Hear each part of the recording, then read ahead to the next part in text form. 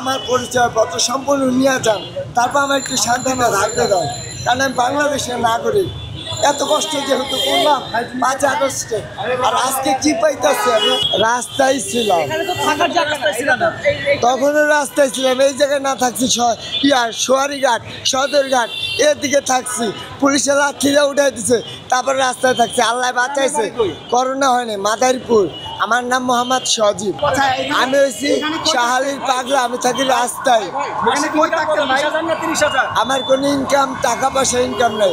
আমার ইনকাম হলো আমি সালাম দেই, তার বদলতে 10 নেকি, আর একজনে পায়, আমি পাই 90 নেকি। আমার এইটাই বিজনেস। খাবার কেনার টাকা আমি কিসের চিন্তা করবো? আমার আল্লাহ আছে না, যে আল্লাহ খাওয়াইতে পারে, পালতে পারে, বাঁচাইতে পারে, সেই তো সব কিছুর মালিক। আমি কি এখন যে উচ্চ বেতন হচ্ছে, এটা আপনার জন্য ভালো হচ্ছে না খারাপ হচ্ছে? আমার জন্য খারাপ হচ্ছে বলতে, আমি একা মানুষের জন্য কোনো চিন্তা নাই। আমার দেশ, যারা আমার দেশে গরিব অসহায় আমার মতো, তারা কোথায় যাবে? একজন খারাপ হইলে কি সবাই খারাপ? আমার নদীতে সব নিয়ে গেছে স্যার, বাপ দাদা অর্থ সম্পত্তি স্যার, আমার কিছু নাই। এখানে কতদিন যাবত থাকেন? এখানে স্যার আমি বহুদিন 3-4 বছর ধরে আমি এই জায়গায় থাকি। এখন তো ক্যাম্পাসে জায়গা, ক্যাম্পাসে তো থাকতে গেলে কোথায় যাবেন? এখন তো স্যার আমরা রাস্তাঘাট যে কোনো এক জায়গায় তো বাইচে নিতে থাকতো তো বাবা, বাঁচতো তো ভালো, যত সুন্দর রোগা রাখছে। কি করেন আপনি? আমি এই যে বোতল ঢোকার পানি দিচ্ছি স্যার, আমার কিচ্ছু বলার নেই বাবা, আমাদের তো উঠাই দিতেছে। ওই যে রাস্তায়, যেটা সত্যি বাবা, রাস্তায় থাকতে হবে। রাস্তায় তখন আবার পুলিশ যাবে, যাওয়ার পরে আবার আমাদেরকে উঠাই দিবে। আমরা ওই খেতে পালিশ খালি ঘুরবো রাস্তা বাজার, মারা গেছে। আর কিচ্ছু না বাবা। যে আমাদের এই জায়গাগুলোতে অলরেডি মাদক কারবার হয় এবং এদের দ্বারা অনেক সময় ছিনতাই ঘটনা ঘটে। তো আমাদের বিশ্ববিদ্যালয়ের ক্যাম্পাস এরিয়ার ভেতরে এই ধরনের ব্যাপারগুলো অবশ্যই সিরিয়াস আমাদের সিকিউরিটি কনসার্ন। ওই জায়গা থেকে এটা মূলত আমাদের প্রক্রিয়া টিমের নিয়মিত কাজ, যে তারা বিভিন্ন অভিযান পরিচালনা করে ক্যাম্পাসের নিরাপত্তা সুরক্ষিত রাখার জন্য। কিন্তু এখন যেহেতু আগে ডাকসু ছিল না, এখন ডাকসু হয়েছে, তো ডাকসুতে আমাদের অন্যতম ইশতেহার ছিল, আমাদের অন্যতম ওয়াদা ছিল যে আমরা আমাদের ক্যাম্পাসটাকে আমাদের শিক্ষার্থীদের জন্য নিরাপদ শিক্ষার্থী বান্ধব করব। ওই জায়গা থেকে আমরা প্রক্রিয়া টিমের সাথে সমন্বয় করে ডাকসু বডি আজকে এখানে এই অভিযানটা পরিচালনা করছি।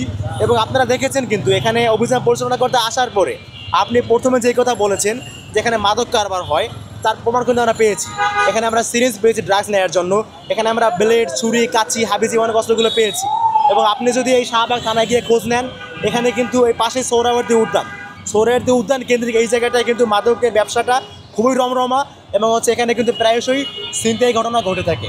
তো আমাদের এই সিকিউরিটি কনসার্নের জায়গা থেকে আমরা চেষ্টা করছি এই সমস্ত যারা এরকম মাদকাসক্ত ব্যক্তিরা এখানে আছে, মাদক ব্যবসায়ীরা আছে, ছিন্নমূল ভবঘুরে পাগল যারা আছে, এদেরকে এখান থেকে বের করে দিয়ে আমাদের ক্যাম্পাসটা সেভ করা। একই সাথে যে কথাটা প্রথমে বলেছেন যে আমাদের এই যে রাস্তার মাঝখানে যেটা দেওয়া হয়েছে, একে তো জ্যাম নিয়ন্ত্রণ প্লাস সৌন্দর্য বর্ধনের বিষয়। তো আমাদের চিন্তা আছে আমাদের বিশ্ববিদ্যালয়ের অভ্যন্তরীণ জায়গাগুলোতে আমরা এই সমস্ত জায়গায় আমরা সৌন্দর্যবর্ধক গাছ লাগিয়ে দেবো।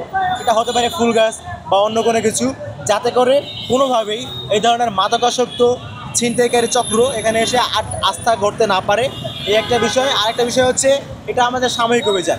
আমাদের সামনে পরিকল্পনা রয়েছে, আমরা আমাদের পুরো ক্যাম্পাসটার নিরাপত্তা নিশ্চিত করার জন্য আমরা ক্যাম্পাসের প্রত্যেকটা প্রবেশ পথে আমরা সিকিউরিটি গার্ড রাখবো, যাতে করে এই ধরনের সিকিউরিটির জন্য হুমকিস্বরূপ ব্যক্তি যারা আছে তারা কোনোভাবেই আমাদের ক্যাম্পাস অভ্যন্তরে ঢুকতে না পারে।